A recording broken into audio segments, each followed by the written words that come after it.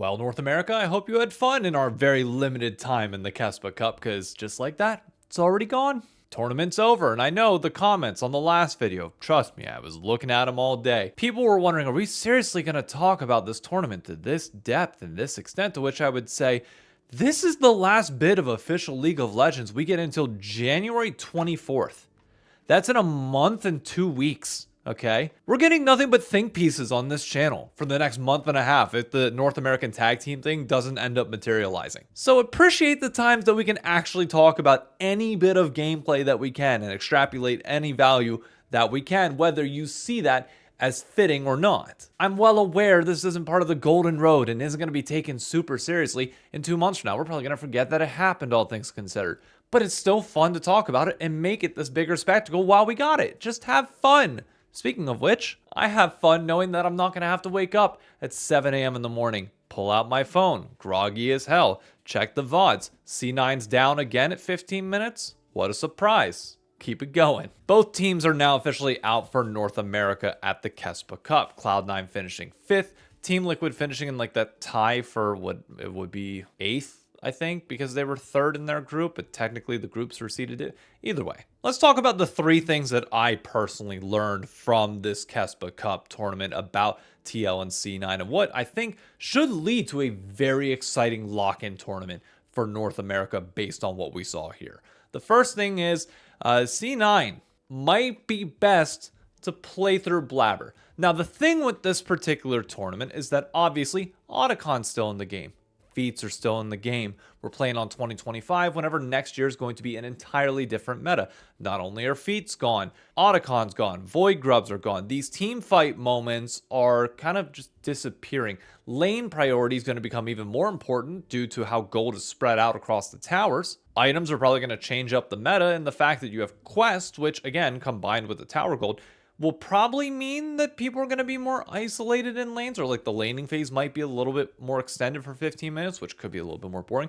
I think might be a problem for C9, because what we saw so far in this tournament, granted only going against Korean teams, when they go against North American teams, it's going to be different, but we did watch them fall behind early. Like, yes, C9 was able to take advantage of some of the weaker teams, which obviously will still be the case against North American teams in the bottom of the standings as well, but I'm thinking about like the top 3, like Team Liquid, wherever you consider FlyQuest, Fine, Lion as well. Like, these are all people that have mechanically pretty good laners. They may not be Korean laners at all times, but they're still pretty good laners. I think C9 could struggle, but there were 2 bright spots for C9 which bring a lot of promise, assuming the meta still does have engaged supports. The first being Vulcan. He looked incredible. The reason why they were still in this game, why they were able to not just get 2-0'd, in my opinion, in this series versus Nongshim, was his engages were on point. Blabber, same thing as well. Looks amazing. And I think there could be a world where you start seeing carry junglers, especially as the laning phase gets extended a little bit. As long as the lanes can neutralize, Blabber can get ahead, farm a little bit more, maybe just beyond playmakers, but not like tank playmakers. I'm talking like the Kindred. Think more like Canyon and like that kind of playstyle, which obviously can facilitate, but also he can make it about him. I would like to see Blabber for an entire split just play nothing but carries, because he looked good on the Kiana so far. Obviously, it's only one champion. Fearless will change that a little bit, but I'd like to see that identity be built around him because he's got hands. He was able to make some pretty damn good plays. The APA side of things, it felt like a continuation of this year pretty much. Like what we saw in 2025 felt like what we saw here at the Kespa Cup as well. Some really good pop-off moments, also followed by some really wild, like, oh, that kind of messed up. You're up a little bit too far. Died a few too many times. Not sure what that was. Moments. That's APA right now. Will he get better with time and more coaching? Vigar V2, we know, is going to be specifically working with him to develop picks like the Mel, like the Cassiopeia that he played in the Nongshim series. Yeah, I think it could be fun, and he could develop. If he can get rid of some of those bad moments, oh man, like you could be looking at something pretty interesting here. I think overall Thanatos had a tournament to forget to a certain extent, even though it's not really a tournament. I think he'll be fine when he gets back to domestic top laners. It is one of those things where you possibly worry about it come international, but worry about it once you get there. C9 has struggled to get to that point in the first place, and for now, he just needs to be a dominant top laner, which we've seen him be time and time again. Sven, though, is the interesting one that we really got to pay attention to. Not because I think he's a bad player. Community sentiment is clearly against him. Like anytime I talk about him on videos, whether it's TikTok, full form YouTube, whatever it might be, people just don't care for it. They think he's washed. They think he's old. They don't think he has the ability to play these mechanically advanced champions that we see in the ADC role, or at least play it hyper aggressive in the way that you see LCK and LPL ADCs playing. And I'm not honestly going to fight against that entirely. My theory with him is that he just needs to go even and provide utility, but that utility better not be on Jhin, because I swear to God, that thing was useless. I don't know. I just don't see Sven as like this hyper carry of the team, which begs the question of like, okay, will they be able to lean into the blabber thing? Will lanes lose a little bit more? I don't know. North American teams have a tendency to punish a little bit less, so only time will tell. But regardless, I'm still excited for C9, to be very clear. I think they'll push the top teams. Speaking of, I want to highlight this comment that was brought in by M. Krakoon, who is a YouTube member here, and I appreciate anybody that's a YouTube member. By the way, speaking of that, be sure to drop a like if you enjoyed any of the coverage from the Kespa Cup, whether you were angry at me or not, and be sure to subscribe to the channel. He said, I honestly think that if groups were best of 3 and even best of 2, TL would have had a better chance of making second. So basically the philosophy of that, and the reason why I want to get into the second point, is that the argument is that Team Liquid looked better than Cloud9 in this particular tournament because you kind of proxy the performance of best of 1 against Nongshim for TL against the 3 games that we saw best of 3 for C9. And I will say, there was something that TL did that C9 did not do in that particular game, and that was win lanes. Not just like game 3, specifically the C9 series, where you saw Thanatos get a lead in topside, but mid and jungle fell behind. No, we saw leads, and then everybody else went even.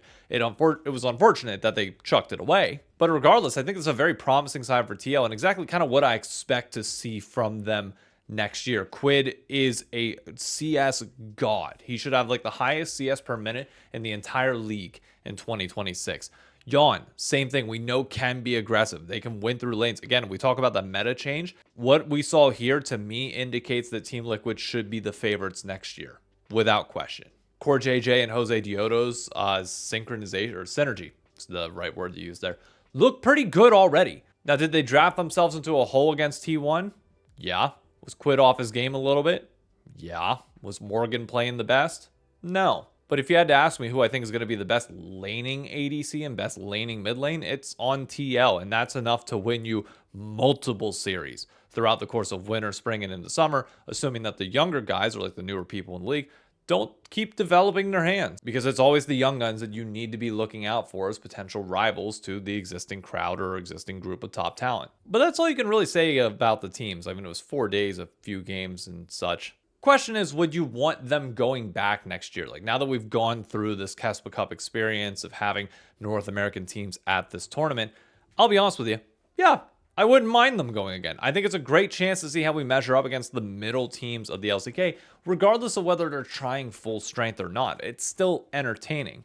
But I maintain the view of something that I said at the beginning of all this, which is I don't think this should come at the sacrifice of everything that we should be seeing to grow North American fans. I'll be honest with you, I'm a bit disappointed in how Team Liquid handled their content throughout this entire thing. Cloud9 had the right idea. Okay, so let's get this straight. None of the North American fans could watch the stream at all because it was on Disney APAC only. So what did C9 do? They incorporated a little bit of like behind the scenes locker room footage alongside their highlights and had it uploaded immediately the next day. So you were getting content, which was fantastic. It's not a lot. Obviously, they're playing a tournament. They're focused on playing for the most part. So yeah, it makes sense that it would just be that simple. And yeah, you could have like Dom and Nero and crew doing extra stuff after the tournament's done. But like, they did exactly what I wanted to see. You look at Team Liquid, it was just like, hey, here's a tweet to the VOD from Kespa. You faced the reigning world champions at full strength. Sure, you got your ass kicked. I'd still use that for content. My TikTok alone got 63,000 views talking about them getting their butt kicked. Imagine what their actual video could do and like, again, show the behind the scenes footage of being like, yeah, they're just that good. Faker's just that guy. Pace, pretty damn good. Have Yawn talk about it a little bit, or they captured a locker room footage. Like, you should be showing all that. What did we get? And by all means, I appreciate that we got anything, but we got hey, I played against every rank, including Yawn. Bro, we got a month for that type of content to come out. For now, put your shit out documenting the trip. I want to see it in real time. That's the whole point of this. It's like, oh man. Teams, take note with what C9's doing here, okay? They're leading the way on content, doing it in real time. That's what you need to do. So if anything, that third thing that I was mentioning, we still haven't figured out the content game in North America, barring the team that has always kind of had it figured out. And I credit Danny, their videographer, a lot for doing a lot of behind the scenes work, also posting her own TikToks as well. It's been so nice to keep up with them. But we've now got a month and a half of just utter darkness in the space of like nothing going on until obviously the new season comes out. And it sounds like most teams are going to be on board with the NA tag team thing. So I'll provide an update for that whenever I can. But next year, I don't mind seeing North America play in this again. But there has to be something for North American fans. Because the reality is, even if this was available for everybody, it's not like we'd be able to watch. And I don't think that develops all that much North American fandom. It might be cool for existing TL and C9 fans, but we need to use the offseason to try and get as many people into this game as we possibly can, because once you're in the crunch of the regular season, you ain't got time for all that. I know I'm going to keep saying that, but you gotta use the offseason to your advantage. So next year, I want to see events hosted by NA teams in North America. Even if it's only, I mean, hell, this event's only going to have 800 people in the finals of it. Yet people want to watch it and are talking about it because there's nothing else going on. Use that to your advantage. The LPL has Demacia Cup. The LCK has this. We have nothing in North America. It's just dark. So use this as proof that fans want more. It doesn't have to be super formal. We were watching DNF's Challenger team do something, provide value to the fans and entertain them during the dark periods. Because for most LCS teams, guess what? You've been dark now for almost 4 months, and that would be now 5.5 total. And people wonder why I'm making a bigger deal out of the Kespa Cup than you think, because there's not as many touch points for North American fans. But honestly, this was fun, although I'm just so happy to have my sleep schedule back. Like, I really am. In terms of what you can expect from me for the next month, to kind of like give you a TLDR. This Friday, I've got a fun story to tell you about why I did not go to the League Awards. I touched about it on stream, but I want to give it its full in-depth video, like on its own, that touches on the topic of why I will never own my own esports team. Beyond that, we're going to talk about the LCS broadcast and quite a few other things. I'm going to give you my top 5 best things and worst things, not only just esports, but like League of Legends all year. It's a video series that I do each and every year to kind of put a timestamp on things and close out the year strongly and effectively. This upcoming Monday, we're going to do I don't want to overreact, but for the off season, just getting all your off season takes. Kespa Cup will be wrapped up. That'll be like the final like international opinions that I want to get in from the community and hear your voice as well. But in terms of like full YouTube videos, I'm not going to cover the Kespa Cup anymore. I'll still talk about it on shorts, like short form content is going to be the way to go. But obviously, like I don't care about the teams that are in there enough to make a whole 10-minute video on it. I'd rather just keep that to shorts. Whereas my full-length videos have always been about blabbering about North America because it's my home region and I want it to grow. And I'm genuinely passionate about it in a way that most other people aren't. So with that, I'm going to say goodbye. I'll see you on Friday for the next video. And again, if you haven't done so already, be sure to hit that like button, subscribe, and leave a comment down below. If there was a North American Cup, where would you put the finals at? Again, 1,000-person arena or theater at that point. That's all you need. Where should we put it?